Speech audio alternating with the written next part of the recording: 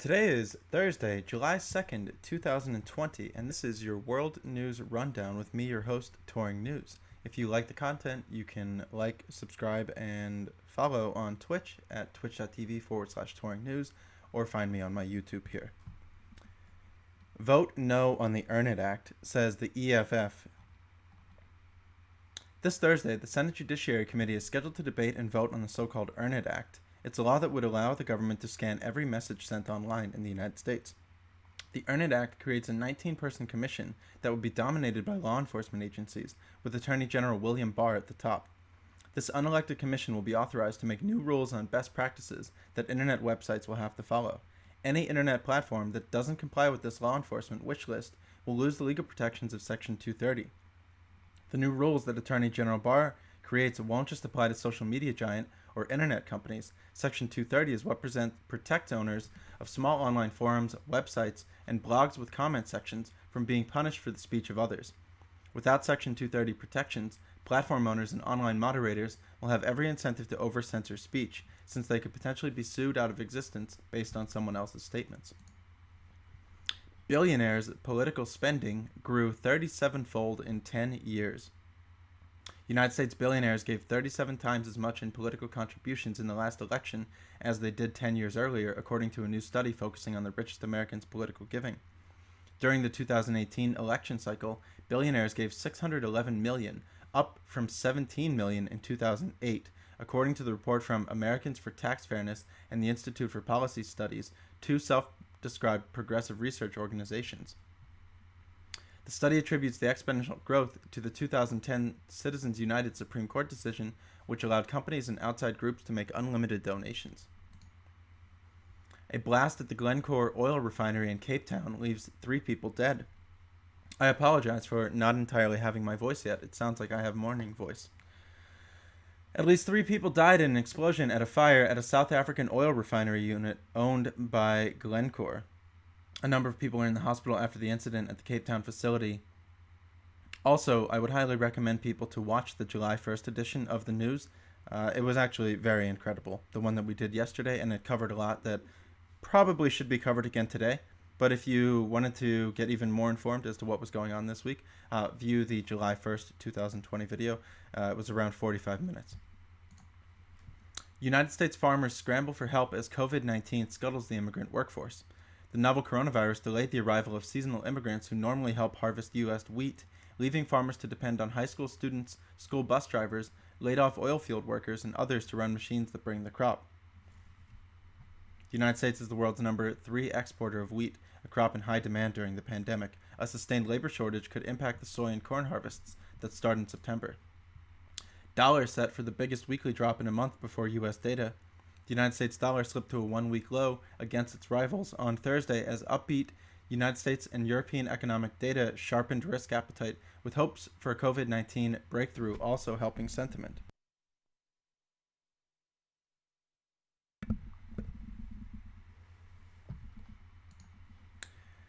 Novartis pays $729 million to settle United States kickback charges.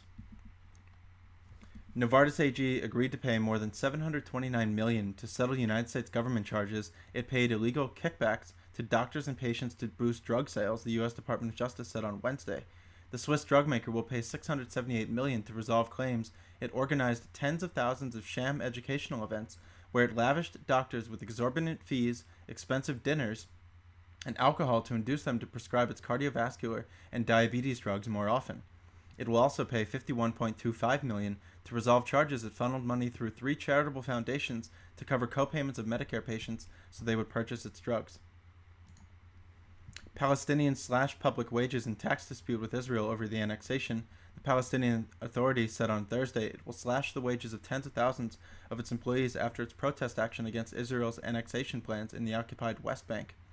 Its economy already battered by the coronavirus pandemic, the PA, which has limited self-rule in the West Bank under interim peace deals, last month rejected handovers of taxes that Israel collects on its behalf.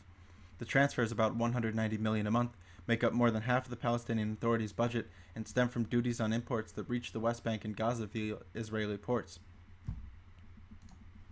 Saudi-led coalition military operation against the Yemen's Houthis. A Saudi-led coalition has started a military operation against Yemen's Houthi movement after it stepped up cross-border missile and drone attacks on Saudi Arabia, Saudi state television reported on Wednesday. In Yemen, Houthi-run Al-Jazeera TV reported airstrikes in the capital Sana'a, Marib, Al-Juf, Al-Baida, Hajjah, and Sa'ada provinces throughout the day into the night. Residents in Sana'a described the air raids as violent. Al-Jazeera said late on Wednesday a number of people had been injured there. The Western-backed coalition with Saudi Arabia and the United Arab Emirates as the main partners had been battling the Iran-aligned Houthi movement for 5 years. The coalition said there would be a news conference on the operation that aims to neutralize the Houthis' military capabilities.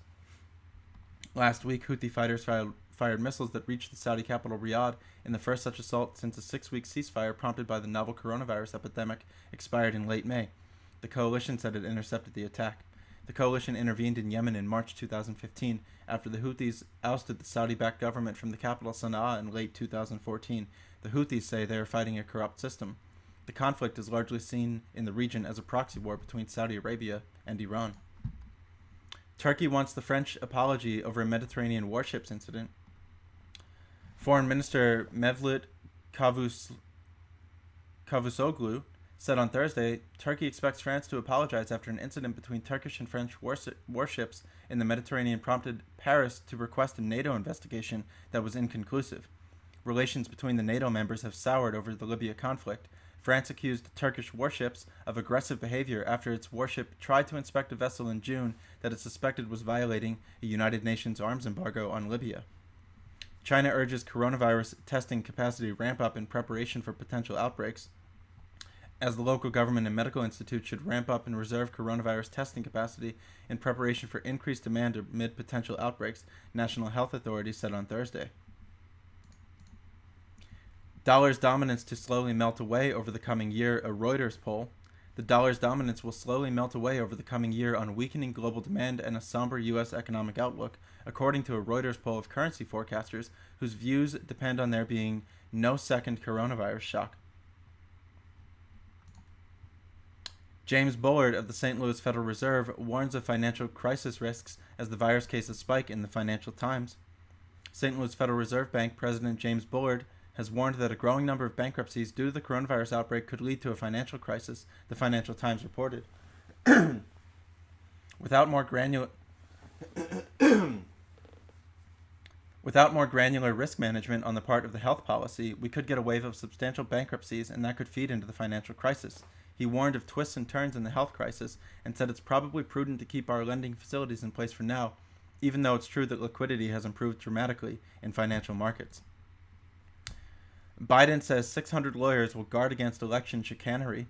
Joe Biden said Wednesday that his campaign had convened a group of 600 lawyers and thousands of volunteers to prepare for any chicanery that might disrupt or interfere with the November election.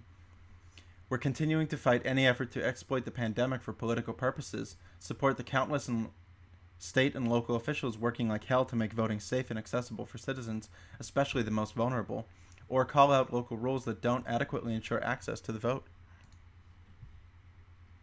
The Democratic nominee has repeatedly expressed concerns about Donald Trump trying to steal the election, as the president has mounted attacks on mail-in ballots, saying without justification that they are rife with fraud and rigged in favor of the Democrats.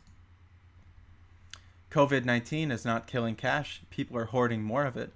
People appear to be bunkering cash amid the coronavirus outbreak, according to a study that seeks to debunk the notion that the pandemic was hastening the demise of paper money due to e-commerce or fears of infection. Anecdotal evidence across advanced economies suggests a decisive move away from cash, with lockdowns boosting online sales and more stores only accepting card payments, but data cited by former Bank of England policymaker Charles Goodhart and co-author Jonathan Ashworth show a marked increase of bills in circulation in the United States, Canada, Italy, Spain, Germany, France, Australia, Brazil, and Russia. What are the new laws China is pushing in Hong Kong? If you would like to go through the video from yesterday, July 1st, we had a very good article. This one does not seem to cover it as well as I had hoped. A shortfall of COVID-19 testing in the United States is creating lines and delays, frustrating test seekers, and undermining efforts to contain the virus at a critical moment. United States cases reached nearly 50,000 yesterday, Wednesday, July 1st. Private equity on edge with the United States plan to name relief recipients. Even inside battle-scarred KKR and Co., entering the political fray was enough to stoke unease, as several of the private equity titans' portfolio companies get loans from an emergency United States program aimed at helping small businesses. Executives at the firm's New York headquarters issued a blunt message: return the money to taxpayers. Yet across the cash-rich private equity world, many firms pushed ahead, benefiting from the $669 billion Paycheck Protection Program run by the Small Business Administration and Treasury Department, according to lawyers and lenders with knowledge of the strategies. Now some of those firms face the prospect of tough public scrutiny as the Trump administration acquiesces to pressure from lawmakers to name borrowers who drew potentially forgivable loans from taxpayers. After the government broadly excluded private equity firms from the program, dozens found ways to steer around the restrictions, often adjusting governance or ownership arrangements with portfolio companies in sectors including entertainment, fitness, sports, and dermatology. What's more, some portfolio companies also benefited from indirect taxpayer support after helping scores of related businesses apply for PPP loans. Keep revenue flowing, the people said. Over the years, bosses have held down wages, cut benefits, and stomped on employees' rights. COVID-19 may change that. How the American worker got fleeced. Bloomberg in-depth reporting. Gun demand is off the charts in the United States, with U.S. consumers rushing to buy guns as the COVID-19 pandemic and protests over police brutality combine with U.S. presidential politics to fuel unprecedented demand. Firearm background checks compiled by the Federal Bureau of Investigation, a proxy for gun purchases, jumped to a record in June as street demonstrations spread around the United States. That extended a surge that began in March as the coronavirus prompted lockdowns across the country. China warned the United States and United Kingdom to stop criticism of a new Hong Kong law. China on Thursday warned of strong countermeasures as the United States, Australia, and United Kingdom continued taking action in response to Beijing's tough national security law in Hong Kong. Chinese Foreign Ministry spokesman Zhao Lijian said China deplores and firmly opposes the United States House of Representatives' unanimous passing of a bill on Wednesday that would level sanctions on banks that do business with Chinese officials involved in clamping down on Hong Kong's pro-democracy protesters. Hundreds more were arrested Wednesday during demonstrations against the law, which came into effect on Tuesday. The United States to obstruct this law is doomed to fail. We urge the United States side to grasp the situation, abide by the basic norms of international law and international relations, stop interfering in Hong Kong's affairs, and advancing or implementing this negative bill. Otherwise, we will take strong countermeasures, and they will have to bear all the consequences. Florida's Miami-Dade to require masks in all public spaces, as well as the entire state of Pennsylvania, in an issue by Governor Tom Wolf here. Miami-Dade County, Florida's most populous, will start requiring masks in all public spaces, with Mayor Carlos Jimenez making the move after speaking with hospital leaders about the region's increase in COVID-19 cases. Jimenez said he will sign an emergency order later Wednesday, according to the statement. The coming wave of coronavirus evictions will wipe out black renters. A study of eviction filings in Boston shows that most cases, now suspended by a state-level moratorium, are in African American and immigrant neighborhoods. Even as coronavirus case counts continue their ominous rise across the United States, protections to stall evictions in the United States are slipping away. Eviction bans in 5 states expired yesterday, July 1st, leaving only a few places with protections that extend beyond the end of federal eviction moratorium this month. One of them is Massachusetts, whose moratorium extends until at least August 18th. So tenants in Boston have more time to prepare for the pandemic than most. However, a new study paints a severe portrait of disparity. Eviction cases filed since the majority of the pandemic are overwhelmingly located in majority black neighborhoods. The study from researchers at MIT, Massachusetts Institute of Technology, predates the COVID-19 crisis. I'll repeat. The study from researchers at the Massachusetts Institute of Technology predates the COVID-19 crisis, which hit Boston relatively early, thanks to a super spreader event at the Biogen conference in late February. The researchers set out to map housing instability in predominantly African American neighborhoods such as Roxbury or Mattapan, as well as immigrant communities in Chinatown and East Boston. According to the MIT study, 78% of the Boston eviction cases currently suspended by the moratorium were failed in majority minority neighborhoods. As businesses closed and workers were laid off, landlords in Roxborough and Dorchester moved to evict most tenants before it was clear what kind of support or regulations would be made available. This research shows that communities of color, eviction hubs, even under normal times, are already bearing the disproportionate burden of the pandemic housing crisis.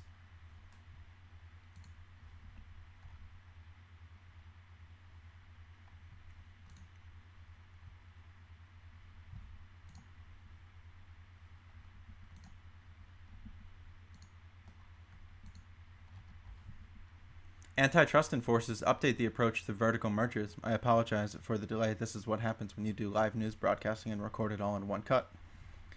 New guidance spells out how authorities assess whether combinations within a supply chain could harm competition. The United States issued guidance on how authorities assess whether mergers within a supply chain might affect competition, an update that could have implications for federal antitrust enforcers on the technology sector. The guidance on so-called vertical mergers, released Tuesday, is the first since 1984 on how such mergers will be approached by the United States Department of Justice and Federal Trade Commission, which coordinate enforcement of the nation's federal antitrust laws. The guidance lays out the economic concepts and analytical techniques that the two agencies will use in deciding whether vertical mergers decrease competition and harm consumers. Challenges to vertical mergers are rare. Economists in recent decades have generally viewed mergers between upstream and downstream companies, such as a car maker buying a parts supplier, as less problematic than horizontal ones between businesses that compete directly in the same market. But as consolidation across industries has increased, officials have come under pressure to take a harder look at the consequences of such combinations. The guidelines have needed to be updated for a long time, and the new vision really does bring them into the 21st century.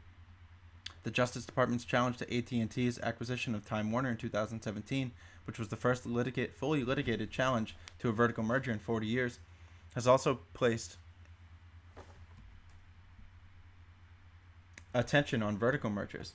The case ended in a historic defeat for the government, which had argued that AT&T would have the ability to use Time Warner Turner's network as a weapon against competitors of its direct TV satellite television service.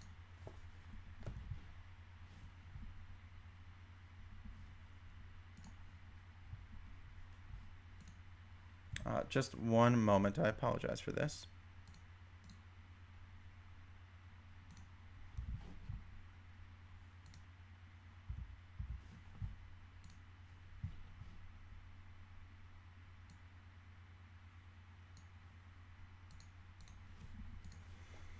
Emerging market green bonds are in demand. What that means for investors. Debates in the United States over climate change may grab more headlines, but Earth's future rests largely with developing countries, as China, India, and other burgeoning economies follow a green or brown paradigm.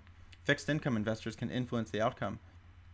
The asset class is still relatively microscopic, with less than $200 billion in total issuance, but it did expand by a quarter last year, according to data from Amundi and the International Finance Corps. It's growing rapidly and spreading across countries, he says. Chinese issuers dominate the nascent market, but half a dozen nations from Russia to Ecuador launched green debut bonds in 2019. A Hippocratic oath for financial advisors, the SEC's new regulation Best Interest gets mixed reviews.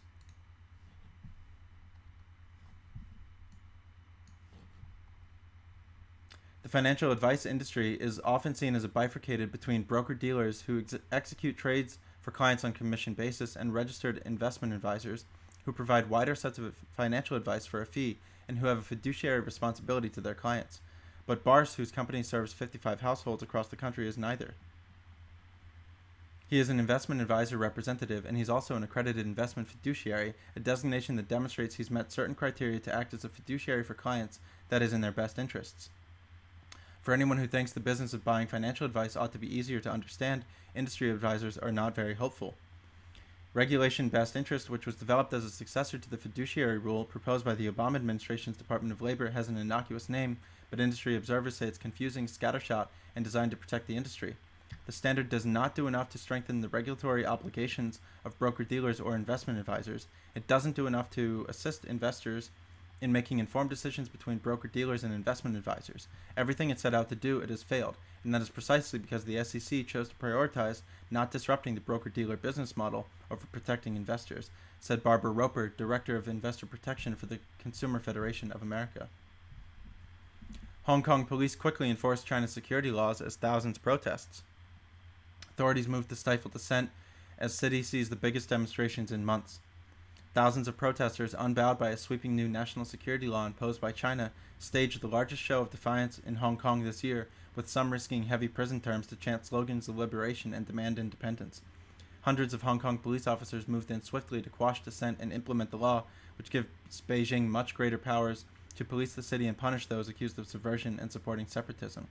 Police fired tear gas, pepper spray, and water cannons to disperse protesters and raised a banner to warn them that they could be violating the new law. At the end of the day, the anniversary of Hong Kong's 1997 handover from British colonial rule, the protests had dissipated and police arrested 370 people, including 10 under the new law.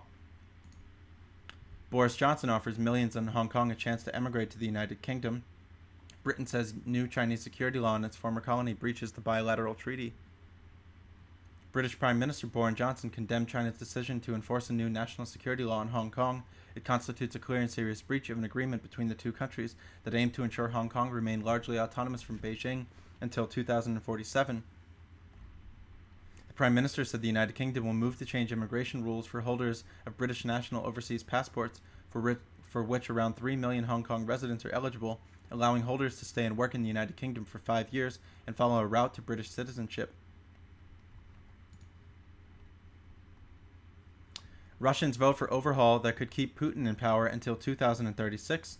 Overwhelming preliminary results point to the biggest constitutional shakeup since the end of the Soviet Union. With 50% of polling stations reporting, preliminary results showed that 76% of voters on Wednesday approved the package of some 200 constitutional amendments that include a revision to reset the clock on the current limit of 2 consecutive presidential terms. That would allow Mr. Putin to potentially run 2 more times after his current tenure in office expires in 2024, keeping the former KGB boss in the Kremlin until 2036, when he would be 83 years old. The final official tally of the vote, which stretched over 7 days beginning on June 25th, is expected Monday, according to Russia's General Election Commission, which reported voter turnout at 65%. Given Putin's control over the political scene for more than 2 decades, analysts said there was little doubt over the outcome of the vote, which underscored Mr. Putin's grip on all levers of power in Russia and the domineering influence he wields over his people. House passes a $1.5 trillion infrastructure bill in the United States as the Democratic plan to rebuild roads and rails does not have Republican support and bipartisan efforts have faltered for years. The House passed a broad $1.5 trillion effort to rebuild the nation's roads, railways, and schools as Democrats pursued their own infrastructure legislation without the bipartisan deal discussed for years during the Trump administration. Almost 40 House Democrats joined with the House Republicans to approve a last-minute amendment to the legislation on the floor. The change aims to bar the government from using funds in the bill to enter into contracts with Chinese state-owned companies or Chinese companies that construct facilities for interning Uyghurs in Western China. The bill pours more than $300 billion into repairing bridges and roads, $130 billion into schools that educate low-income children, more than $100 billion into building or preserving affordable housing, and $100 billion into expanding broadband internet access. Republicans opposed the legislation, which also includes a host of measures aimed at fighting climate change, and the White House has said President Trump would veto it if it came to his desk. The president has recently sought $2 trillion in infrastructure spending to help the economy recover from the recession induced by the coronavirus pandemic. Fed's $600 billion Main Street lending program sees lukewarm interests. Bankers say firms most in need of the aid won't qualify, while strong firms can find better terms elsewhere. The government is offering to lend up to $600 billion to help small and mid-sized businesses weather the coronavirus-induced recession, but so far interest has been sparse. Under the Main Street lending program, commercial banks lend to companies and then sell all but a small portion of each loan to the Federal Reserve. The Treasury Department stands ready to cover the Fed's losses if the company fails to repay. However, more than 2 months after the program was announced, some bankers say they are still trying to decide whether to take part. They cite less than appealing terms, which changed repeatedly before the official June 15th launch. The central concern, companies in dire need of cash aren't likely to be approved, while more creditworthy borrowers are likely to find similar or better terms on their own. It's a bit of a catch-22. We're all kind of struggling, to be honest, to figure out who this sort of unicorn buyer might be. The Main Street program was intended to fill a gap in the government's stimulus efforts. The Paycheck Protection Program of federal forgivable loans is aimed at smaller businesses with 500 employees or fewer. The Fed has a separate program to buy debt issued by large corporations, such as Amazon and Verizon. Trump denounces Russia bounty intelligence as a hoax. The president blames newspapers, Democrats, for the assessment that Russia paid the Taliban to target American soldiers. President Trump denounced it as a hoax, with reports that Russia paid bounties for attacks on American soldiers, while administration officials said he may pursue talks with Moscow through international organizations such as the Group of 7 leading nations. All eyes on bars as the virus surges and Americans go drinking in the United States. Governors were closing bars again in some states as coronavirus clusters emerged. Even federal health officials have pointed to bars as a problem. When the bars reopened in Michigan in June, Tony Hild forgot about face masks, social distancing, and caution and headed out to Harper's Restaurant and Brew Pub, a popular spot in the college town of East Lansing. There was a line out the door. Inside, 200 people were dancing. It was just so crowded, and I'm like, this is going against everything I'm told not to do, but I didn't think I was going to get it.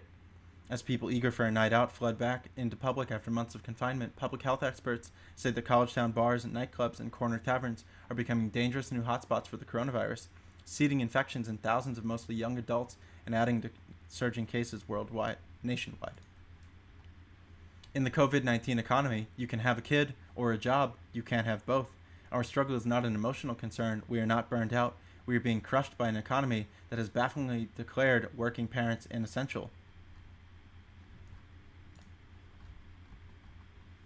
Myanmar jade mine collapses, killing over 100 people.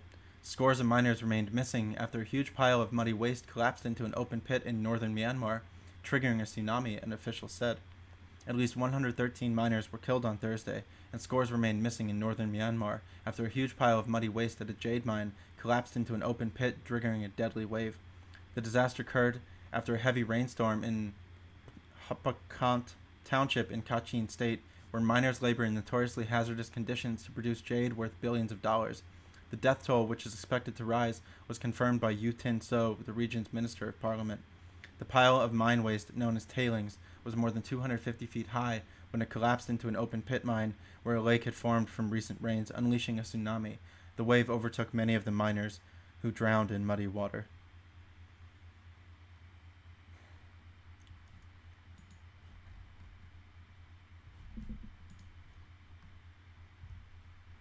Why surviving the virus might come down to which hospital admits you. In New York City's poor neighborhoods, some patients have languished in understaffed hospitals with substandard equipment. It was a different story in Manhattan's private medical centers. In hospitals in impoverished neighborhoods around the boroughs, some critically ill patients were put on ventilator machines lacking key settings, and others pleaded for experimental drugs only to be told there were none available. It was another story at the private medical centers in Center Manhattan, which have billions of dollars in endowments and cater largely to wealthy people with insurance. Patients there got access to heart-lung bypass machines and specialized drugs like remdesivir, even as those in the city's community hospitals were denied more basic treatments like continuous dialysis. Fighting over masks in public is the new American pastime. In states like California, Texas, and Florida, many essential workers have been given an additional task, conflict resolution. On any given day somewhere in the United States, someone is going to wake up, leave the house, and get in a huge argument with a stranger about wearing masks. Grocery store managers are training staff on how to handle screaming customers. Fistfights are breaking out at convenience stores. Some restaurants even say they'd rather close than face the wrath of Americans who believe that masks, which help prevent the spread of coronavirus, impinge on their freedom. This is America. Federal officials turn to a new testing strategy as infections surge. Millions of additional coronavirus tests may be processed with pooling, enabling widespread surveillance as the country struggles to reopen. The Trump administration plans to adopt a decades-old testing strategy that will vastly increase the number of coronavirus tests performed in the United States and permit widespread tracking of the virus as it surges across the country. The method, called pooled testing, signals a paradigm shift. Instead of carefully rationing tests to only those with symptoms, pooled tests would enable frequent surveillance of asymptomatic people. Mass identification of coronavirus infections could hasten the reopening of schools, offices, and factories. We're in intensive discussions about how we're going to do it, Dr. Anthony Fauci, the country's leading infectious disease expert, said in an interview. We hope to get this off the ground as soon as possible. Germany disbands the special forces group tainted by far-right extremists. For years, far-right extremists were tolerated inside Germany's most elite military unit. An underground bunker of explosives has awoken authorities to an alarming problem. Germany's defense minister announced yesterday, that she would partially disband the most elite and highly trained special forces in the country, saying it had been infiltrated by far-right extremism. The defense minister, Annegret Kramp-Karrenbauer, said one of the 4 fighting companies inside the special forces had become so infested with far-right extremism that it would be dissolved. The rest of the special forces unit, known by its acronym KSK, has until the end of October to overhaul its recruitment, training, and leadership practices before being allowed to rejoin any international military exercises or missions. The KSK cannot continue in its current form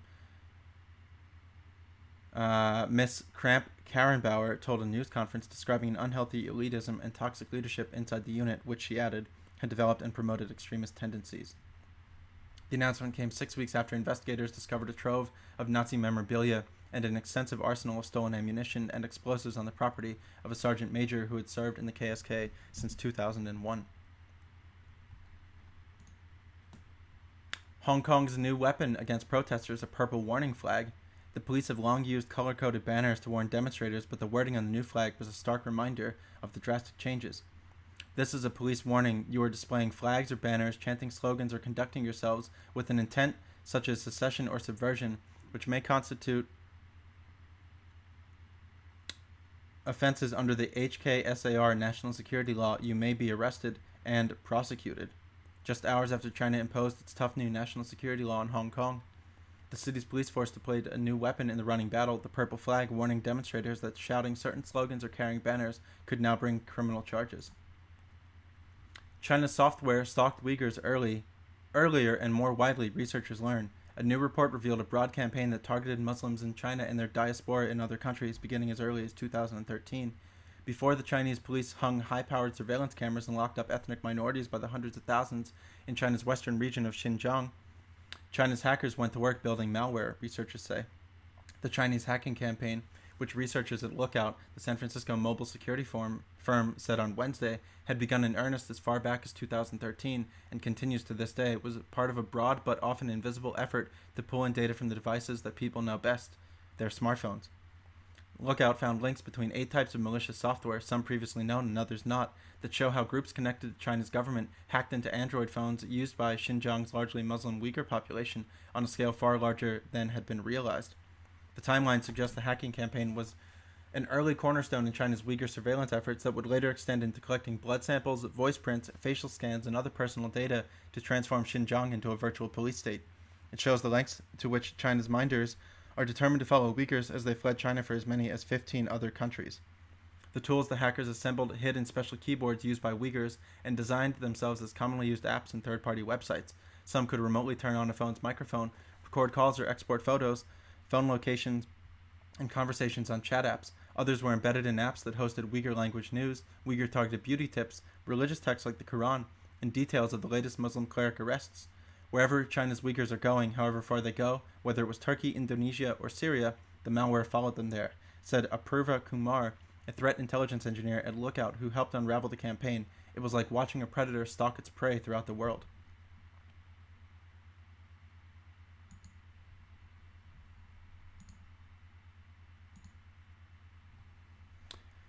United States seeks to seize Iranian fuel bound for Venezuela. This is the latest action by the United States to go after shipping networks that help Iran evade United States sanctions. U.S. federal prosecutors filed suit late Wednesday to seize 4 tankers worth of gasoline Iran is sailing into Venezuela, the latest salvo in the administration's effort to stifle flows of goods and money, helping to keep 2 of its top foes in power.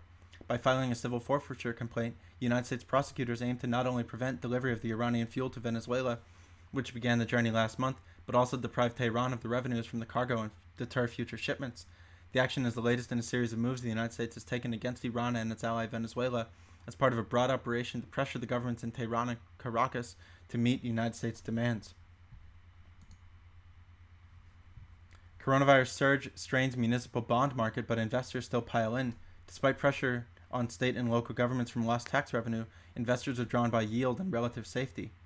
The recent surge in COVID-19 cases has brought more bad news for a municipal bond market already reeling from the impact of coast-to-coast shutdowns and record unemployment. On Wednesday, the United States Virgin Islands Water and Power Authority narrowly avoided a default. The utility got a badly needed reprieve when Chicago-based Nuveen LLC agreed to accept a $34 million payment due Wednesday on August 31st instead. The territory isn't alone in facing pressure. 10 municipal borrowers defaulted for the first time in May and another 10 in June, the highest for those months since 2012, when borrowers were still absorbing hits from the 2008 financial crisis. If you have been watching our channel for some time, you would be aware that one of the biggest things I've been saying is going to be a problem for the United States is municipal, state, and local budgets. And we're predicting a $1 trillion budget shortfall going into fiscal year 2021, according to the Economic Policy Institute. McDonald's halts their reopening plans as the United States coronavirus cases grow. The The burger chain is suspending additional dine-in service ahead of the holiday weekend. Immigration agency to furlough 2/3 of its staff, suspend services absent a bailout from Congress. Talks over USCIS's request for $1.2 billion in emergency money remain far from resolved. United States Citizenship and Immigration Services, the agency that oversees legal immigration, is sending furloughed notices to about 69% of its staff and preparing to amend services in August because Congress and the Trump administration cannot agree to terms on the $1.2 billion infusion. They're planning to furlough 13,400 employees indefinitely beginning August 3rd and could bring them back no sooner than a month after that. USMCA takes effect, but North American trade tensions remain. NAFTA's replacement, a Trump administration priority, kicks in years after negotiations, even as certain matters have emerged to complicate its rollout. The United States-Mexico-Canada agreement kicks in Wednesday, but the culmination of years of negotiations won't necessarily mean the end of trade tensions among the three North American nations. Even as the deal formally takes effect, contentious issues that prolong the negotiations are re-emerging as sore spots, including U.S. tariffs on metals, Mexico's labor standards, Canada's protection of its dairy market, and new rules on automotive production. Trade agreements are by definition intended to provide order and certainty to the marketplace, but the USMCA is already stirring up controversy, said Jessica Wasserman, a partner at Greenspoon Marder LLP in the international trade practice. The Trump administration trade negotiation approach has been to keep everyone guessing and never reach closure, so maybe it's not surprising there is much left unresolved. Mary Trump's publisher gets court to lift order blocking the tell-all book. Simon & Schuster got a green light for now to publish a tell-all memoir by President Donald Trump's niece after a New York appeals court lifted a temporary ruling that would have blocked the book's release.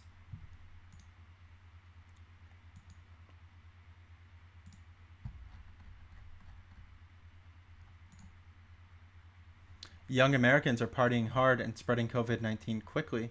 COVID-19 is increasingly a disease of the young, with the message to stay home for the sake of older loved ones wearing off as the pandemic wears on. The dropping age of the infected is becoming one of the more pressing problems for local officials who continued Wednesday to set curfews and close places where the young people gather. In Arizona, half of all positive cases come from people ages 20 to 44, according to state data. The median age in Florida is 37, down from 65 in March. In Texas's Hays County, people in their 20s make up 50% of the victims. United States daily coronavirus case count crosses 50,000 people as positivity rates continue to rise as well.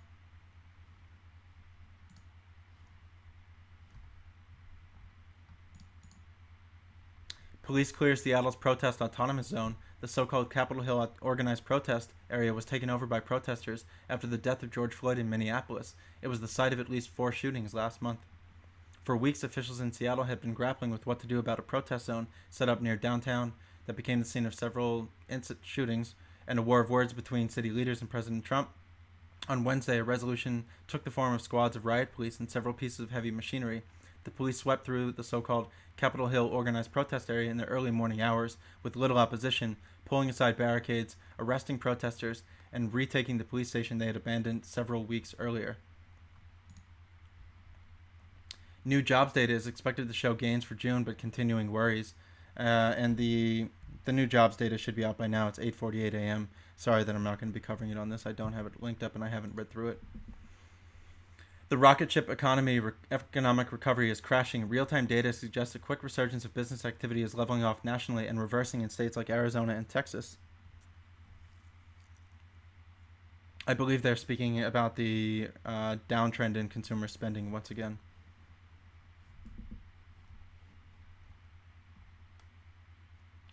The flattening may reflect a pullback by consumers in states where the cases of COVID-19 have shot up, the exhaustion of pent-up demand driven by stimulus checks, or simply a pause after the first wave of low-risk workplaces were allowed to reopen. Military deployed after more than 80 people killed in protests in Ethiopia. Oromia demonstrations broke out after the assassination of well-known singer Haakalu Hundeesa. The military has been deployed in the Ethiopian capital on Wednesday as violence broke out in some neighborhoods in the second day of unrest that claimed more than 80 lives. Popular musician, whose name I cannot repeat again, I apologize, was shot dead on Monday in what police said was a targeted killing. Protests following the killing and a sense of political marginalization broke out the next morning in the capital and other towns and cities surrounding the Oromia region. So far, 81 people have been killed, including 3 Oromia Special Police Force members. Gunshots echoed through many neighborhoods, and gangs armed with machetes and sticks roamed the streets. Witnesses described a situation pitting youths of the Oromo origin against some of the city's other ethnic groups, and where both sides skirmished with police.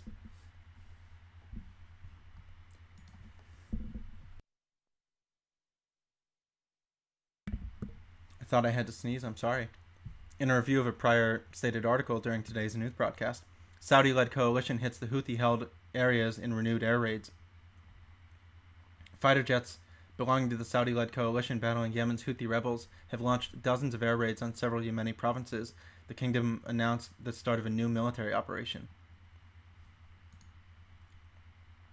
Hundreds of George W. Bush officials endorsed Joe Biden.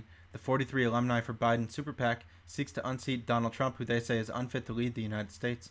Hundreds of officials who worked for former Republican United States President George W. Bush endorsed Democratic White House hopeful Joe Biden on Wednesday, the latest Republican-led group coming out to oppose the re-election of Donald Trump.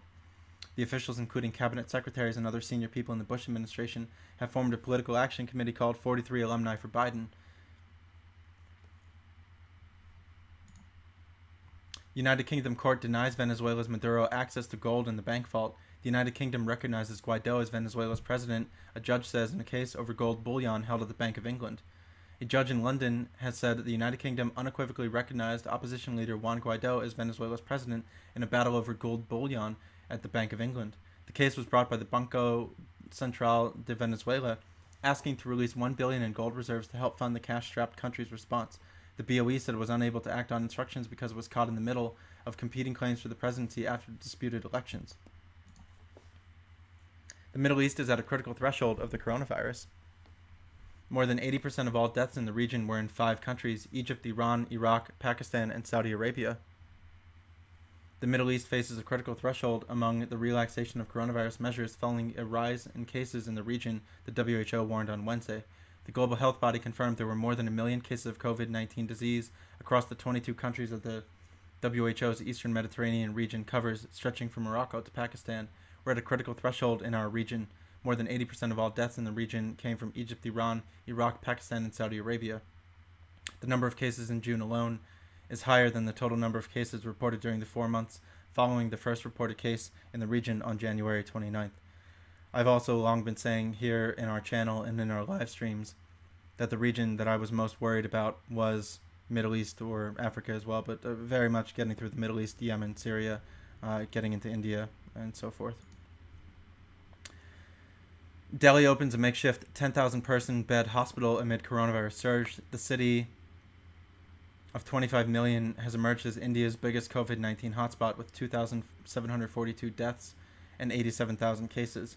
From looking at that image, I would not say that that is a good way to have a makeshift hospital, stacking beds on beds on beds with one another. Cases have passed 87,000 in the Indian capital. The city of 25 million has emerged as India's biggest COVID-19 hotspot with 2,742 deaths.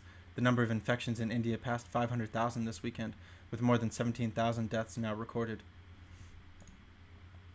United States warns firms of human rights abuse in China's Xinjiang. The Advisory Council seeks to add more U.S. pressure on China amid heightened tensions over China's treatment of Muslim Uyghurs. In a change of tone, Donald Trump says he's all for masks. After long opposing wearing a face mask, U.S. President says he has no problem with it, but a federal mandate not needed. His quote is a little bit chopped up here, but his quote read, "I'm all for masks. I think masks are good. If I were in a tight situation with people, I would absolutely."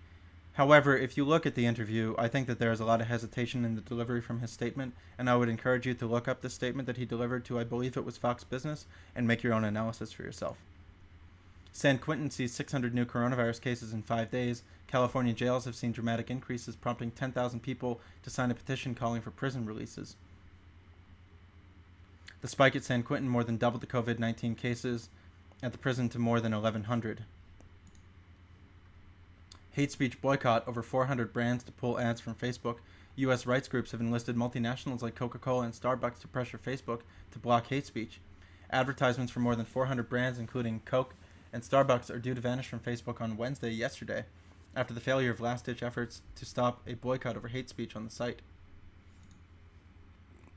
United States to deploy special police units to protect statues and monuments as protesters are angry over police brutality and racial injustice have vandalized statues and monuments across the United States. Donald Trump's administration has put special law enforcement teams in place to protect monuments across the United States that it believes could be vandalized by protesters over the 4th of July weekend. The announcement did not provide details on the team's sizes or makeup, how much the deployment cost, or how they would respond to any perceived threats. It did not exactly say which memorials will be guarded. My executive order to protect monuments, statues, etc. is in full force and effect. In excess of a 10-year prison term. Please do not put yourself in jeopardy. Many people are now under arrest. I do not like Donald Trump very much. I don't like the things that he does. I do believe him when he makes a threat like this, so I would just implore anyone out there, please be cautious if you do plan to protest. I do not believe that this is an empty threat. New York City votes to shift $1 billion from New York City votes to shift $1 billion from policing to social services. Activists are rejecting any plan that does not make what they see as a real difference in advancing racial justice. New York City legislators early Wednesday voted to approve shifting $1 billion from policing to education and social services in the coming year, acknowledging protesters' demand to cut police spending, but falling short of what the activists sought. The vote came at an extraordinary moment when the nation's biggest city is grappling with multi-billion-dollar losses due to the coronavirus pandemic. Protesters have been camped outside City Hall, insisting the city slash $1 billion from the NYPD budget. The vote did little to assuage the demonstrators, however, many of whom said they intend to stay at City Hall indefinitely. We are being gaslit, said activist Jawanza James Williams. This movement is about so much more than $1 billion, and this means they don't understand what we're saying. Activists say they will not accept any plan that just shuffles dollars around without making what they see as a real difference in advancing racial justice and curbing the size of the power of the nation's largest police force. Defunding police means defunding police, said Congresswoman Alexandra Ocasio-Cortez. It does not mean budget tricks or funny math. United States buys nearly all stocks of coronavirus drug remdesivir from Gilead. Purchase of some 500,000 treatment courses practically means no other country can buy the drug for the next 3 months. The stocks made up 100% of Gilead's projected production for July and 90% of each month for August and September. Gunmen kill 24 people in an attack on a Mexican drug rehab center. Attack in Guanajuato is one of the worst mass slayings since President López Obrador took office in December of 2018. At least 24 people were killed in an armed attack at a drug rehabilitation facility in the central Mexican city of Irapuato, Mexican police said on Wednesday, underlining the challenge the government has in fulfilling a pledge to stop gang violence. Police in the city said the gunman also wounded 7 in what was the second such attack to take place in Irapuato during the past month. Copper prices surged due to the global shortage. Chile, the world's largest exporter of metal, essential in electronic products and manufacturing, faces a drastic drop in its production due to COVID-19. And Italy seizes ISIL-made drugs from Syria worth $1 billion. A 14-ton overhaul of amphetamines found hidden inside industrial goods in 3 container ships docked in southern Italy. Italian police have seized 14 tons of amphetamine pills, allegedly produced in Syria by the Islamic State of Iraq and the Levant, ISIL or ISIS, of which Donald Trump has claimed 100% of it has already been eliminated, to fund terrorist activities and destined for Europe's illegal drug market. Investigators said they impounded 3 suspicious container ships on Wednesday that had docked in the southern Italian port of Salerno and found 84 million tablets of the drug Captagon inside machinery in large paper cylinders.